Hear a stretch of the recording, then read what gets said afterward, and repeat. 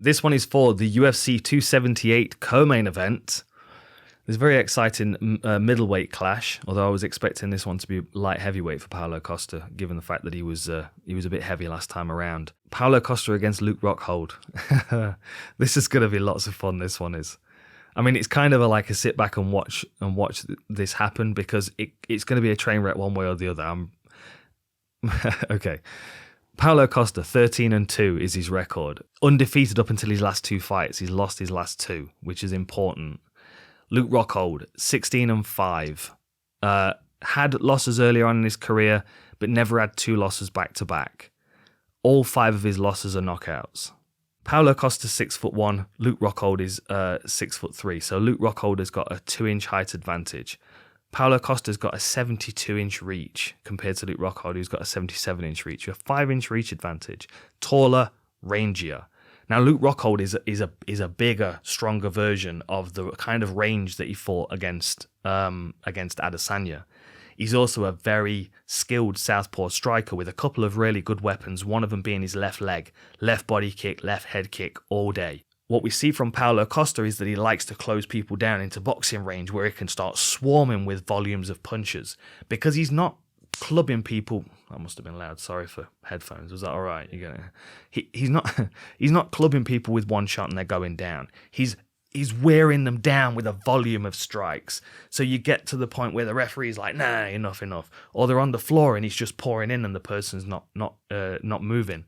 So if Luke Rockhold does get caught with shots, it might not just be the end of the fight. I mean, to borrow a term from a good friend of mine, this is a bit of a battle of glass cannons, because they're both very dangerous, but they could both shatter in a moment. Like, Luke Rockhold's got a wicked left leg. He's also got a really good jab and a decent right hook if he has the confidence to use them. Paulo Costa's very good at aggressively swarming and keeping his foot on the pressure. But where's his confidence at? Because confidence is a lot of the fuel that forces him into that range and makes him be very aggressive. Both of them are on shaky terms when it comes to that. I think what's going to happen in this one is that Rockhold's going to come out and show his grappling skills. Rockhold's got 16 wins on his record, 6 by stoppage and 8 by submission. But like I said, he's never lost by decision. Whenever he's lost, he's been stopped by strikes. On the other side, you've got Paulo Costa, who's got 11 wins by TKO, 1 win by submission, one loss by stoppage. Strikes landed per minute, Paulo Costa 6.85 compared to 4.18 for Luke Rockhold. So obviously Costa's, really throwing volume. Decent striking accuracy as well, 59%. But of course, that's because he is right on their front foot. Like, he's not throwing many shots at range. He's throwing them very close range. Slightly higher striking defense for Luke Rockhold, of course.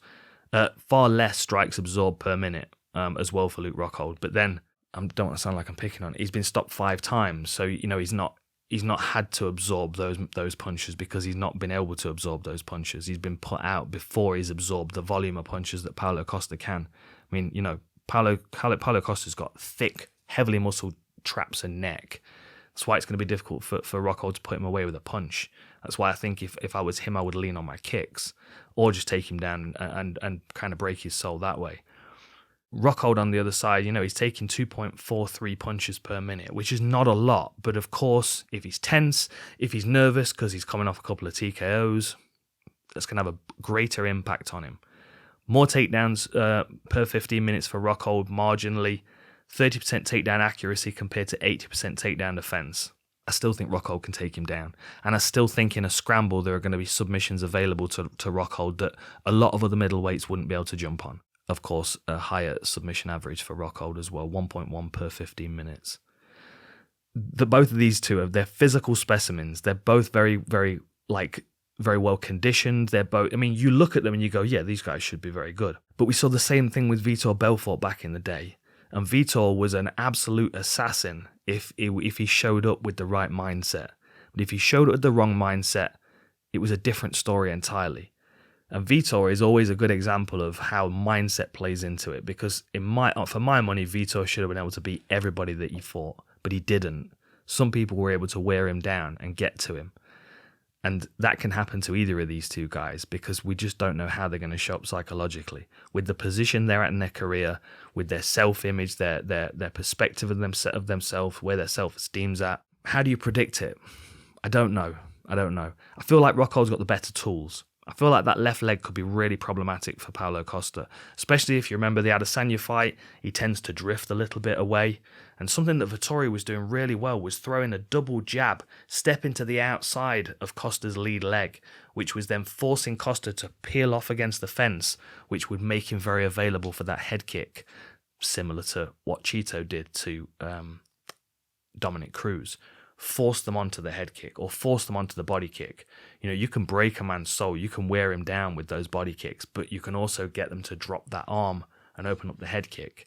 And just that glancing shot from Adesanya was able to open it up. And that was the Adesanya power. Rockhold, I would say, has got much more power in his kicks.